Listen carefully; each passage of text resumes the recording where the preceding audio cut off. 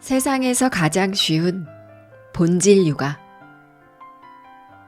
삶의 근본을 보여주는 부모. 삶을 스스로 개척하는 아이. 진아영 지음 21세기 북스.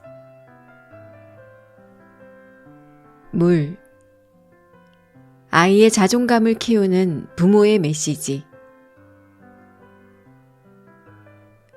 조건 없는 사랑과 절대적 존재 가치의 메시지. 밥짓기 요법 중 물, 즉 사랑과 보호에 대해 알아보자. 부모로서 사랑과 보호는 본능이라서 배울 필요가 없다고들 생각한다. 하지만 잘못된 사랑과 보호 방법이 부모 사이에서 퍼져나가는 경우가 적지 않다. 올바른 사랑과 보호 방법을 배워야 한다. 이것만 제대로 되어도 다른 걸 특별히 안 줘도 아이들은 사랑을 알게 된다. 또 자신이 사랑받을 만한 사람이라는 건강한 핵심 신념이 서게 된다. 우선 부모는 조건 없는 사랑을 표현해 주어야 한다. 그런데 조건부 사랑 표현을 하는 부모가 의외로 많다. 아이에게 사랑한다는 메시지를 줄 때 그 메시지에 조건이 달려 있는지 유의하라.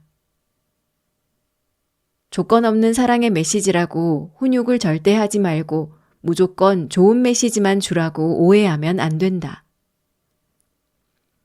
당연히 가르침은 부모의 역할에서 중요한 부분이다. 동시에 아이가 절대적 존재 가치를 가지고 있다는 것을 말해주어야 한다.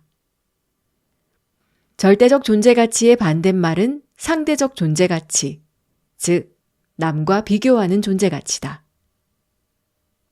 우리 아이는 옆집 아이와 비교해서 존재 가치가 있는 게 아니라 그 존재만으로 가치 있다는 것을 부모가 먼저 알아야 한다. 지금부터 부모가 흔히 말하는 사랑과 가르침의 메시지를 살펴보자. 부모 여러분도 아마 많이 듣고 자랐을 것이다. 자신은 어떤 말을 자주 쓰는지 생각해보자. 공부 잘해야 무시 안 당하고 산다. 이러면 커서 무시당해. 이 말은 상대적 존재 가치를 직접적으로 가르치는 것과 같은 심각한 표현이다. 인간은 태어난 순간부터 존중받아야 할 절대적 존재 가치가 있다. 그런데 이 말은 네가 공부를 잘해야 가치 있는 사람으로 존중받고 네가 공부를 못하면 존중을 못 받는다는 완전히 잘못된 메시지가 아닌가. 게다가 노력해도 잘 안 될 수도 있다. 그러면 열등감과 자괴감, 자책감이 생긴다. 반면 아이가 공부를 열심히 하고 잘하기도 한다고 해보자. 그럼 이 아이의 마음에는 공부를 잘 못하는 사람은 무시해도 된다는 생각이 은연중에 자리 잡힌다. 그러므로 이런 말은 사람은 원래 급이 나누어지는 것이고 높은 곳의 사람이 낮은 곳의 사람을 무시해도 되며 네가 무시당하게 된다면 다 네 탓이라는 굉장히 위험한 의미를 포함한다. 우리나라의 학폭의 문제가 자주 불거져 나온다. 절대적 존재 가치의 메시지가 아니라 자신보다 못한 약자를 무시해도 된다는 은연중의 메시지를 받고 자라는 아이들이 서로 존중할 수 있을까? 또 가해 학생도 누군가에게 멸시당하고 폭언이나 폭력을 당했을 수도 있다. 부모로서 자녀에게 인간의 절대적인 존재 가치를 가르치는 것은 필수이다. 두 번째 메시지다. 다른 아이는 엄마 말 다 잘 듣고 숙제도 집에 오면 바로 하고 한다던데 너는 말도 안 듣고 엄마 못 살겠다. 말 잘 듣고 숙제를 빨리 하면 나는 너를 사랑하겠지만 네가 그걸 안 하면 사랑하기 어렵다는 조건적인 메시지를 전달하는 꼴이다. 이렇게 말 안 들으려면 나가서 네 멋대로 살든지. 특히 자율성을 더 추구하게 되는 청소년 시기에 부모가 이런 말을 하는 경우가 있다. 이런 메시지도 조건 없는 사랑을 부정하는 말이다. 나아가 나는 너를 버릴 수도 있다는 아이에게 깊은 상처가 되는 말이다. 이런 말은 또 어떤가? 뚱뚱해서 창피하지도 않니? 다이어트 좀 해. 이렇게 키가 작아서 어떡하냐?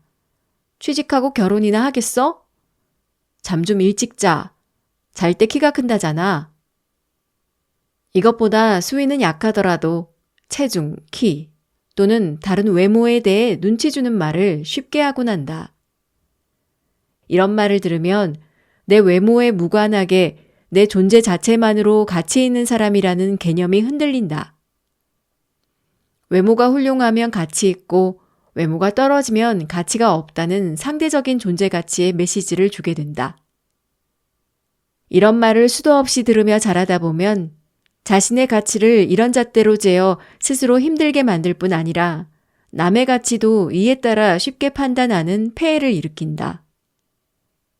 바로 이런 습관들이 외모지상주의라는 독특한 문화를 낳은 것이 아닐까. 사랑과 인정의 메시지 20초 허그요법. 조건 없는 사랑과 절대적 존재 가치를 전하는 정말 쉬운 방법이 있다. 20초 허그 포옹요법이다. 아이를 20초 동안 안아주어라. 대다수의 아이들이 무척 행복해하고 좋아한다. 포옹을 불편해하는 아이라면 억지로 하는 것은 권하지 않는다. 머리를 쓰다듬거나 어깨나 등을 톡톡 두드려주는 것으로 대신할 수 있다. 20초 동안 밀착 포옹을 유지하면서 몸을 편안히 하고 두 가지 메시지를 전해주어야 한다. 첫 번째는 사랑한다고 말해주는 것이다. 조건을 붙이지 말고 어떤 일이 있어도 항상 변함없이 사랑한다고 말해주자. 여기에다 존재 가치도 넣어주면 좋다. 존재 자체만으로 보석 같고 별처럼 존귀하다는 다음과 같은 표현도 좋다. 우리 보석 같은 딸, 우리 별 같은 아들, 정말 사랑해. 두 번째는 인정의 메시지다. 인정이란 감정적인 것이든 육체적인 것이든 네가 그 자리에서 나름 수고하고 있다는 걸 안다는 뜻이다. 인정해서 더 나가면 고맙다가 된다. 배달원에게도 식당 종업원에게도 고맙다고 말하지 않는가? 그들의 애씀을 인정한다는 뜻이다. 아이에게 사랑한다는 말은 꽤 하지만 너의 수고가 고맙다는 말은 거의 하지 않는다. 아이들이 제멋대로 구는 것 같이 보일 수 있지만 그들 입장에서는 나름 노력하고 있는 것이고 꽤 수고하고 있는 것이다. 심부름을 해준 아이에게 고맙다는 말을 하지 않는 부모가 많다. 잘했다는 말도 괜찮지만 도와주어서 고맙다도 중요하다. 아이들의 수고를 인정하는 표현으로는 다음과 같은 것이 있다. 동생이 많이 귀찮게 했는데 그래도 오늘 잘 지내줘서 고마워. 오늘 등원하기 싫었는데도 잘 다녀와줘서 참 대견해. 고마워. 아이들의 노력과 수고를 인정하고 고마워해주는 말. 이만큼 아이들 스스로 뿌듯하게 해주는 말도 없다. 물론 아이와 갈등이 있을 때도 있을 것이고 아이가 실수하거나 잘못을 할 때도 있을 것이다. 훈육을 할 건 해야 한다. 하지만 그것과 상관없이 아침과 저녁, 하루를 시작하고 정리할 때는 조건 없는 절대적 사랑을 이야기해 주길 바란다.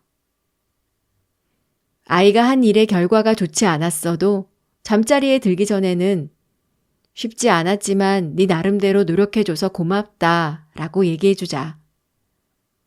두 아이가 서로 싸웠어도 잠자리에 들기 전에는 둘이 싸울 때도 있지만 그래도 이 정도로 잘 지내줘서 고맙다 라고 해주자. 또 아이가 좀 징징거리면서 학원에 갔다 와도 오늘 쉬고 싶었지만 네가 가서 네 역할을 해줘서 고마워 라고 말하자. 성인인 부모가 봤을 때는 아이가 잘못도 했고 때도 쓰지만 아이는 발달 과정에서 자기 나름대로 애를 쓰고 있는 것이다. 다만 능력이 아직 그 정도밖에 안 되는 것이다. 그러니까 오늘 힘든 일이 있었는데 너도 노력해줘서 고마워. 우리 점점 성장할 거야. 라고 말해주는 게 좋다. 그런 말이 생각 안 나면 지어내느라 스트레스 받을 필요 없다.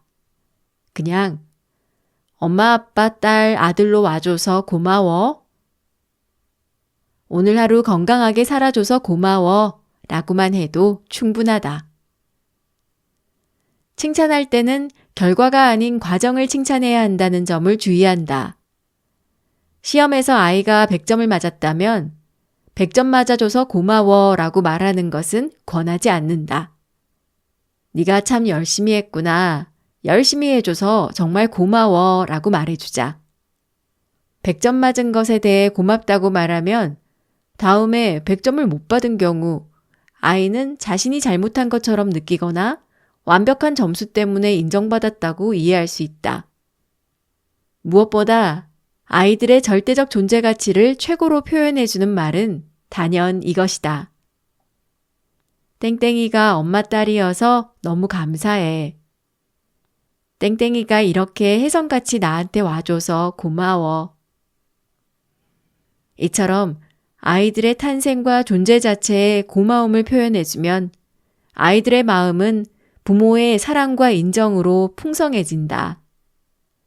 성인이 될 때까지도 가슴에 깊이 새겨지는 애틋하고 따뜻한 메시지가 된다. 나는 간절한 마음으로 몇 년에 걸쳐 어려운 난임 치료를 했음에도 아이를 갖는 축복을 받지는 못했다.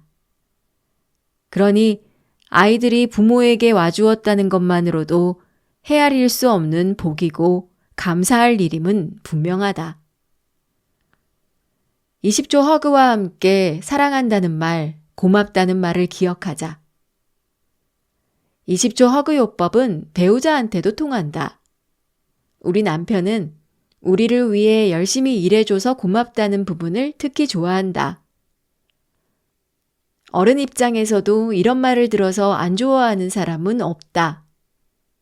사랑과 인정은 인간이 관계에서 정서적으로 받고 싶어하는 가장 큰 필요이자 욕구이기 때문이다. 그러니 부모로서 자녀에게 꼭 심어주어야 할 것임은 두말할 필요가 없다. 처음에는 어색할 수 있지만 습관이 되면 아무것도 아니다. 아이가 조금 커서 끌어안는 걸 꺼려한다면 어깨나 등을 쓰다듬어 주거나 토닥이는 것도 괜찮다. 문자나 쪽지 같은 것도 아주 좋다. 이 말을 듣고 자란 아이는 자존감이 단단해지고 쉽게 흔들리지 않는 내면의 힘이 생긴다. 부모와의 애착관계도 강해지는 것은 물론이다. 이렇게 20초 허그 요법을 아침 저녁으로 해주면 좋다. 아이가 셋이라도 이걸 하는데 1분밖에 안 걸린다. 시간도 별로 들지 않고 돈도 안 드는 이 의식이 아이들의 정서 안정과 발달 그리고 자존감에 얼마나 큰 도움이 되는지 그 효과를 보면 그야말로 가성비 최고의 요법이다. 부모라면 꼭 이런 의식을 가족의 루틴으로 해보기를 바란다. 이것만 잘해줘도 밥짓기 요법의 물, 사랑과 보호를 잘하고 있는 것이다. 다른 작은 이슈들은 크게 걱정하지 않아도 된다. 혹 가정 밖에서 무시당하는 말이나 존중받지 못한 일을 겪었다 해도 잠시 속상해할 망정 자신의 절대적 존재 가치를 잊지 않을 것이다. 아이와 자연스럽게 공감하는 맞장구 요법. 일상에서는 인정을 어떻게 표현할 수 있을까? 인정은 소통 속에서 공감을 하며 표현된다. 아이가 어떤 생각을 말했을 때, 아, 네가 그렇게 생각하는구나. 네가 왜 그렇게 말하는지 내가 알겠다 라고 하는 게 공감의 표현이다. 사랑한다는 말 다음으로 좋은 게 당신이 그 자리에서 그렇게 하는 것, 그렇게 느끼는 것을 알겠다는 인정과 공감이다. 뒤에서 다룰 아이가 주도적으로 놀게 하는 프라이드 스킬에서도 공감이 많이 나온다. 공감은 여러 방법으로 해줄 수 있지만 제일 쉬운 방법은 반사, 따라하기, 묘사하기다. 이것을 나는 우리말로 첫마디 맞장구 요법이라고 부른다. 아이가 무슨 이야기를 하든 첫마디는 공감해주는 것. 예를 들어 아이가 나 배고파 라고 했는데 12시도 안 됐는데 배고파? 왜 배고파? 방금 간식 먹었잖아 라고 하면 첫마디 맞장구가 아니다. 아이가 배고파 라고 할 때 곧바로 배고파? 라고 맞장구 쳐주는 것. 이게 첫마디 맞장구 요법이다. 내가 네 말을 듣고 인지했다. 네가 그렇다는 걸 내가 알겠다고 전달한다. 식사 시간이 아닌데 아이가 배고프다고 한다면 먼저 공감한 뒤에 아직 밥 먹을 시간은 안 됐네. 과일 하나 먹고 밥은 좀 이따 먹자 라고 말하면 된다. 아이가 학교에 다녀와서 학교가 너무 재미없었어 라고 할 때 학교에 재미있으러 가냐? 공부하러 가지 라고 하면 첫마디 맞장구 요법이 아니다. 오, 학교가 재미없었어? 오늘? 이라고 먼저 반사해 주는 것이다. 내가 네 말을 듣고 그것을 인지했다는 걸 전달하는 것이다. 그러고 나서 어떤 일이 있었어? 왜 그렇게 재미없을까? 라고 궁금해서 더 많이 듣고 싶다는 자세로 아이의 이야기를 충분히 들어보자. 그런 다음, 아, 그렇구나. 엄마도 그랬어. 공부를 하러 가는 데니까 조금 그럴 수도 있어. 그래도 배우는 것이 있을 거라고 생각해. 라고 부모가 가르치고 싶은 것을 알려주면 된다. 하고 싶은 말은 공감한 뒤에 해도 늦지 않으니 조급해하지 말자. 아이가 뭐든 이야기했을 때 처음부터 부모가 그것을 부정하면 아이는 점점 더 부모에게 말을 꺼내기가 싫어진다. 이건 부부관계나 친구관계에서도 마찬가지다. 공감을 많이 받을수록 그 사람에게 더 많이 이야기하고 싶어지는 것은 인지상정이다. 여기서 아이 말을 경청해 주는 것과 아이가 하자는 대로 다 해주는 것은 매우 다르다. 공감해 주는 것과 네 말이 맞다고 하는 것도 구분해야 한다. 부모의 다른 의견이나 가르침은 공감한 후에 잘 전해주면 된다. 실제로 자신의 입장과 생각을 충분히 인정받은 아이가 부모의 가르침을 더 잘 받아들인다. 훈육하기 전에도 네 말을 들었고 네 상황과 네 감정을 알겠다는 뜻에서 공감을 해줘야 한다. 그런 다음에 가르침을 줘도 늦지 않다. 특히 놀아줄 때는 놀이에는 정답이 있는 것이 아니고 가르치는 것이 1차 목적이 아니기 때문에 더더욱 맞장구를 많이 쳐주자. 놀이에서도 아이가 일반적인 생각과 다른 말이나 행동을 할 때 계속 고쳐주려고만 하는 부모가 있다. 놀이에서조차 자신의 생각을 인정받지 못하는 아이가 어디에서 자신의 고유한 의견과 생각을 마음껏 표현할 수 있겠는가? 자신의 말을 한번 점검해보라. 아이의 말에 답하는 첫마디에 얼마나 공감해주고 있는가? 어른 사이에서 오가는 말도 한번 살펴보라.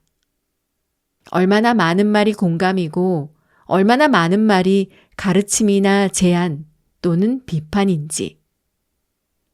언쟁과 갈등은 흔히 입장을 이해받고 인정받지 못했다는 마음 때문에 생긴다. 그러다 보니 각자 자기 입장만 말하기 급급해 상대의 말은 더 인정하지 않게 된다. 첫마디 맞장구 요법으로 충분히 경청하고 공감하는 연습을 하다 보면 언쟁과 갈등의 빈도가 현저히 줄어듦을 느낄 것이다. 이렇게 나와 다른 사람의 상호작용을 관찰해 보면 공감의 반응과 공감이 아닌 것을 구분할 수 있게 되고 자신이 어떻게 느끼는지도 알게 될 것이다. 그러다 보면 아이한테도 자연스럽게 공감 반응을 더 많이 해줄 수 있게 될 것이다. 더 수준 높고 여러 단계로 나뉜 공감 대화법이 많이 있지만 첫마디 맞장구 요법은 그리 어렵지 않으면서도 공감을 나타낼 수 있는 간단한 방법이니 꼭 실행해 보기를 바란다.